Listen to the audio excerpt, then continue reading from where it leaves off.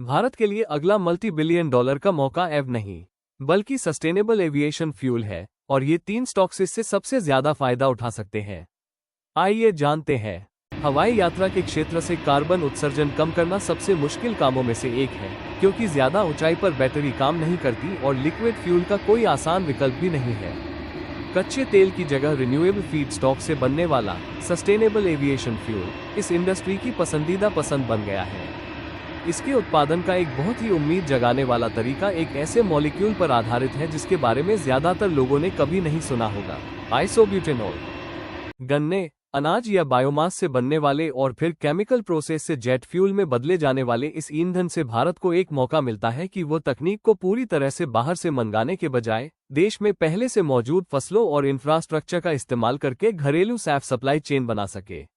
क्या खबर है? इसका सबसे साफ संकेत कि यह लैब में किए गए डेमो से निकलकर असल कमर्शियल हकीकत बनने की ओर बढ़ रहा है, वह है प्रज इंडस्ट्रीज और यूएस की रिन्यूएबल फ्यूल टेक्नोलॉजी कंपनी गेवो के बीच लंबे समय से चली आ रही पार्टनरशिप। इन दोनों के बीच alcohol to jet (ATJ) process के लिए कई सालों से एक बाइंडिंग मास्टर फ्रेमवर्क एग्रीमेंट है और वे R&D से आगे बढ़कर असल उड़ान तक पहुंच चुके हैं।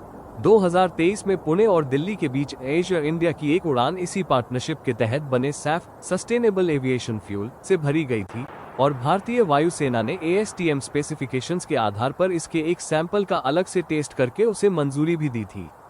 हाल ही में जो बदलाव आया है वो है महत्वाकांक्षा का दायरा। प्रज ने इसी अल्कोहल टू जेट प्रोसेस के लिए फ्रांस की एक्सेच के साथ भी एक अलग एग्रीमेंट किया है। इससे पता चलता है कि कंपनी इस टेक्नोलॉजी के लिए भारत की पसंदीदा इंजीनियरिंग पार्टनर बनना चाहती है, चाहे वो किसी का भी लाइसेंस इस्तेमाल करे। Praj industries sustainable aviation fuel (SAF) की वैल्यू चेन में एक अहम टेक्नोलॉजी और इंजीनियरिंग कंपनी है। गेवो के साथ अपनी पार्टनरशिप के जरिए कंपनी रिन्यूएबल आइसोब्यूटेनॉल को SAF में बदलने के लिए प्लांट टेक्नोलॉजी, इंजीनियरिंग, प्रोक्योरमेंट और कंस्ट्रक्शन (EPC) सर्विस देती है। इससे प्रज को कमर्शियल फ्यूल प्रोडक्शन शुरू होने से पहले ही बायोफ्यूल प्लांट बनाने से कमाई करने का मौका मिलता है। FY26 के आखिर में कंपनी के पास लगभग 4,305 करोड़ रुपए का ऑर्डर बुक था, जिसमें बायोएनर्जी बिजनेस उसका सबसे बड़ा सेगमेंट बना हुआ है। हालांकि लंबे समय के लिए इसमें काफी मौके हैं, लेकिन स्टॉक का हाई वैल्यूएशन बताता है कि इन्वेस्टर्स ने पहले ही मजबूत ग्रोथ की उम्मीदों को इसमें शामिल कर लिया है। सस्टेनेबल एविएशन फ्यूल (SAF) की वैल्यू चेन में एक अहम टेक्नोलॉजी और इंजीनियरिंग कंपनी है। गेवो के साथ अपनी पार्टनरशिप के जरिए कंपनी रिन्यूएबल आइसोब्यूटेनॉल को SAF में बदलने के लिए प्लांट टेक्नोलॉजी, इंजीनियरिंग, प्रोक्योरमेंट और कंस्ट्रक्शन (EPC) सर्विस देती है। इससे प्रज को कमर्शियल फ्यूल प्रोडक्शन शुरू होने से पहले ही बायोफ्यूल प्लांट बनाने से कमाई करने का मौका मिलता है। FY26 के आखिर में कंपनी के पास लगभग 4,305 करोड़ रुपए का ऑर्डर बुक था, जिसमें बायोएनर्जी बिजनेस उसका सबसे बड़ा सेगमेंट बना हुआ है। हालांकि लंबे समय के लिए इसमें काफी मौके हैं, लेकिन स्टॉक का हाई वैल्यूएशन बताता है कि इन्वेस्टर्स ने पहले ही मजबूत ग्रोथ की उम्मीदों को इसमें शामिल कर लिया है। गोदावरी बायो रिफाइनरीज पहले से ही एक सर्कुलर बायो रिफाइनरी मॉडल चलाती है, जो गन्ने को इथेनॉल, बायो बेस्ड केमिकल्स और स्पेशलिटी केमिकल्स में बदलती है।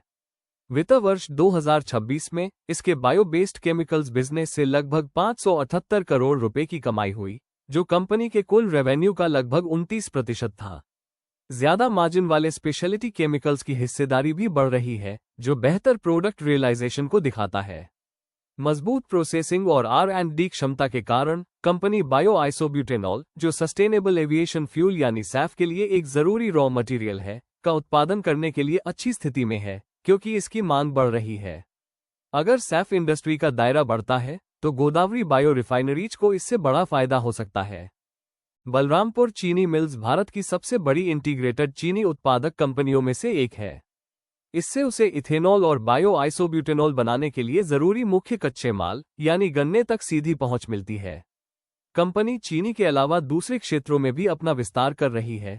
इसके लिए वो अपने डिस्टिलरी कारोबार को बढ़ा रही है और पॉलीलैक्टिक एसिड बायोप्लास्टिक प्लांट में 2,850 करोड़ रुपए का निवेश कर रही है। इसकी क्रशिंग क्षमता 80,000 टन प्रतिदिन और डिस्टिलरी क्षमता 1,050 किलोलीटर प्रतिदिन है।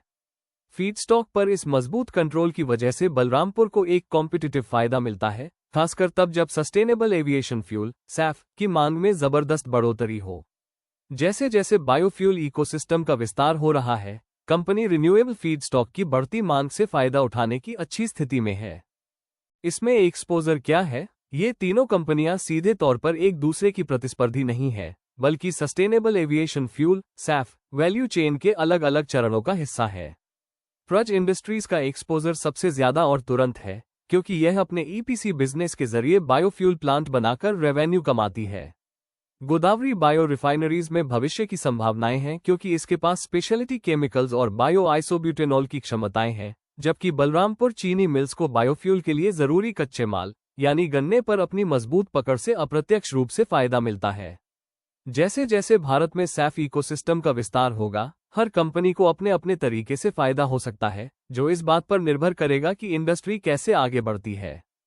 निवेशकों को किन बातों पर ध्यान देना चाहिए? इन सब बातों के बावजूद ये सच है कि भारत में सैफ को अपनाने की प्रक्रिया अभी शुरुआती दौर में है और काफी हद तक सरकारी नीतियों पर निर्भर है। पारंपरिक जेट फ्यूल की तुलना में इसका कमर्शियल वॉल्यूम अभी भी कम है।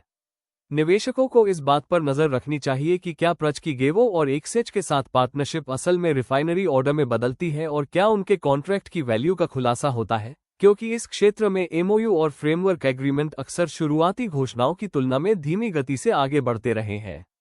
ये देखना भी जरूरी है कि क्या गोदावरी के स्पेशलिटी केमिकल्स का मिक्स बेहतर होता रहता है या एक स्तर पर आकर रुक जाता है, और क्या बलरामपुर की डिस्टिलरी और बायोप्लास्टिक्स में किए गए निवेश से FY27 के रेवेन्यू टारगेट हासिल हो पाते हैं, क्योंकि इस मामले में ज्यादातर उम्मीदें काम पूरा होने की समय सीमा पर टिकी हैं, जिसे पूरे सेक्टर में 1-2 बार आगे बढ़ाया जा चुका है।